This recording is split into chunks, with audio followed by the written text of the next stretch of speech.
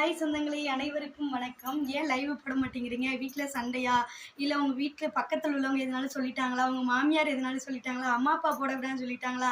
எதனால நீங்கள் லைவ் வரல அப்படின்றத எனக்கு கமெண்ட் பண்ணிக்கிட்டே இருக்கீங்க. இதில் எது காரணம் அப்படிங்கிறத நான் உங்ககிட்ட சொல்கிறேன். அதுக்கப்புறம் நிறைய பேட் கமெண்ட் என்னுடைய லைவ்லாம் வரும். நான் ஆரம்பத்தில் எல்லாம் அழுதெல்லாம் செஞ்சுருக்கேன். அதுக்கப்புறம் பழக பழக பாலும் புளிக்கும் அப்படிங்கிற மாதிரி எனக்கு பழகி போச்சு. நான் அதை பார்த்து கண்டுக்கிறவே மாட்டேன். எதுக்கு நான் லைவுக்கு வரல அப்படின்னா இதுதான் காரணம். இனிமேல் லைவுக்கே வரமாட்டீங்களா அப்படின்றது அப்படிலாம் கிடையாது. நான் லைவ் போடுவேன். எப்பயும் போல் ஷார்ட்ஸ் வீடியோ, அப்புறம் லாங் வீடியோ, லைவ் எல்லாத்துக்குமே வருவேன். இதுதான் காரணம். அதனால தான் நான் வர முடியல. ஃபஸ்ட்டு சின்ன பையனுக்கு உடம்பு முடியாமல் இருந்துச்சு. அவங்ககிட்ட இருந்து பெரிய பையனுக்கு சாரி பெரிய பையனுக்கு சளி பிடிச்சிருந்துச்சு. அவங்ககிட்ட இருந்து சின்ன பையனுக்கு சின்ன பையன்லேருந்து எனக்கு அப்புறம் எனக்கு அடுத்து எங்கள் வீட்டுக்காரருக்கு அவங்களுக்கு தான் 2-3 வாரமாக காய்ச்சல் அந்தந்த மாதிரி அப்படி இப்படி இருந்துச்சு.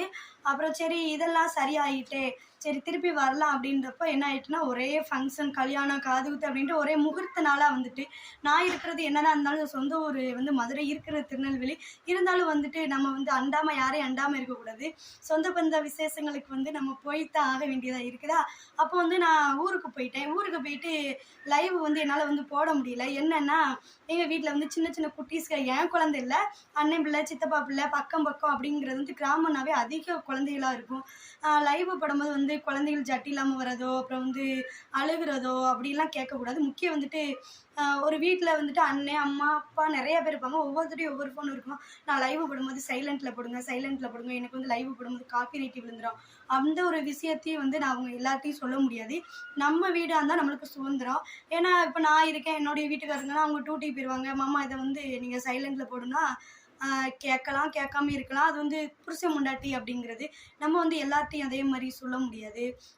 அதே மாதிரியுமே தான் டிவியாக இருந்தாலும் எதாக இருந்தாலும் இதுதான் காரணம். மற்றபடி ஒரு காரணமும் இல்லை. அப்புறம் என்னென்னா ஒரே நான் 2 குழந்தையுமே ஆப்ரேஷன் பண்ணி தான் எடுத்து, அப்போ பின்னாடி ஒரே பேக் பெயின். அதனால தான் நான் வர முடியல.